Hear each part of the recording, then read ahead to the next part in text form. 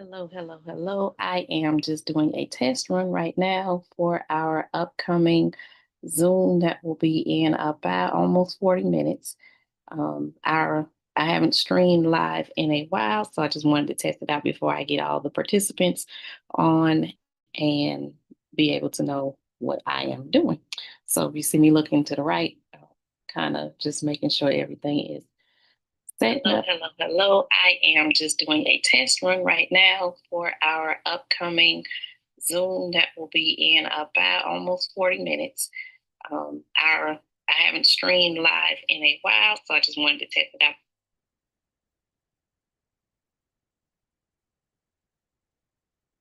Okay, so that lets me know I need to mute that.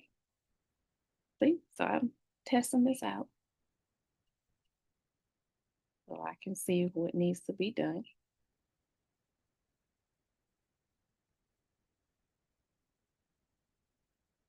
Turn this down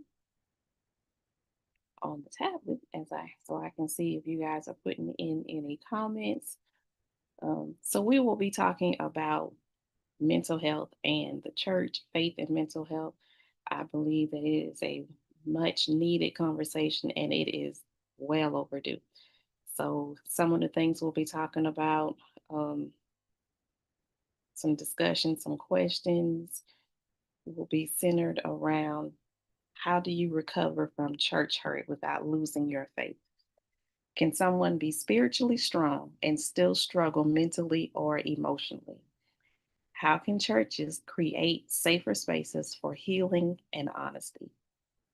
How can faith help someone through grief, trauma, anxiety, or discouragement? So, those are just a few things that we may discuss, and depending on how the Lord leads us, we may have some other topics and decide to talk about some other things. One thing that I did want to mention, just that since this is a quick test run through, I wanted to um, share some language for mental health. I know a lot of times we say things and we don't think about it before we say it. And so we just may not intentionally mean to be harmful with our words, but sometimes our words are harmful. The things that we say or how we say it, we know that the tone matters when we're talking. We know that even the vocabulary of certain things matter.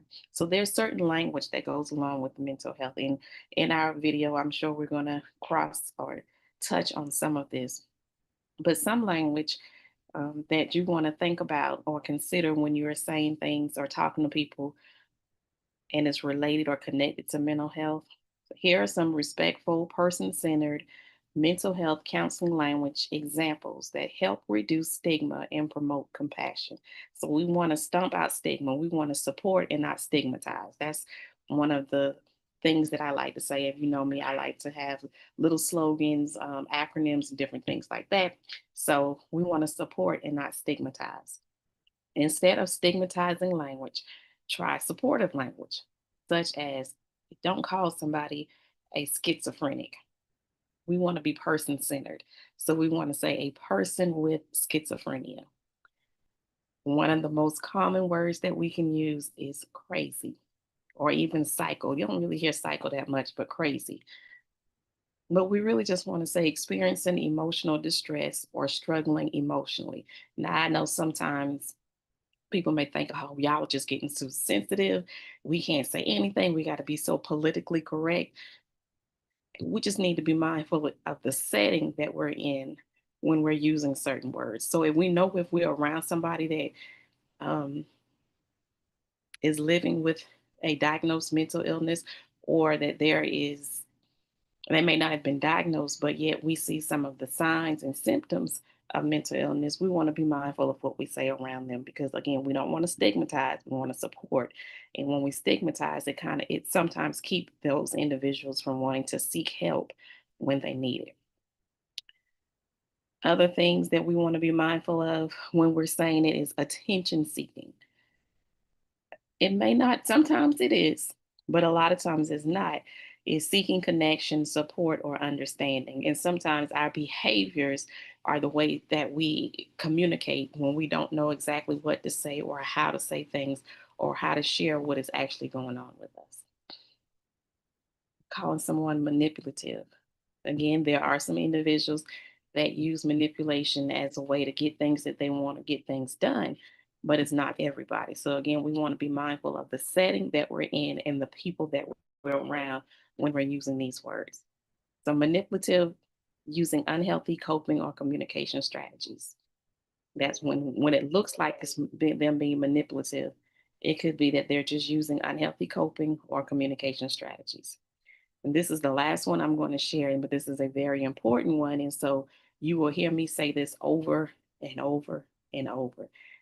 When I hear people say this particular phrase, it makes me cringe, um, especially as I have grown and learned more within the mental health field. I am very mindful of the words that I use. I am very mindful of the tone that I use, and I'm very mindful of, again, the environments and the situations to be careful what I say because I do not want to stigmatize. I do not want to be sound judgmental, but I want to be supportive. That's my goal as a mental health professional, as a mental health advocate. I want to be supportive, and I'm very mindful of what I say. And when I'm talking to staff, I try to encourage them to use certain language when we're talking about patients or when we're talking to a patient. Committed suicide. That's a big X. I wish I could do some graphics as I'm talking, but committed suicide is a big X. You commit a crime. And when an individual dies by suicide, they haven't committed a crime. They chose the option that they felt at that time was the best option for them. And I know those of us that are survivors of individuals who may have died by suicide, we don't feel like that's the situation, but we don't always understand why an individual did what they did. We don't always know the options that they were given at that moment to make the decision that they made. So we don't want to say committed suicide or commit suicide. We want to say died by suicide. So those are just a few phrases and words that I want us to think about as we're talking about individuals or we're talking to individuals or talking around individuals. There's a certain language that we want to say is better to use than others because we want to be mindful and sensitive to those who are truly struggling with mental health challenges. So it is 6:26. We are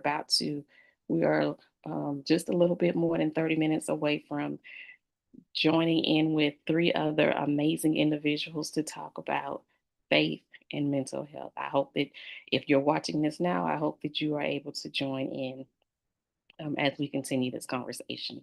Again, this was just a test run because I have not gone live, streamed live in a while, and I just wanted to work out any kinks before we got started at 7 o'clock. So I hope to see you soon.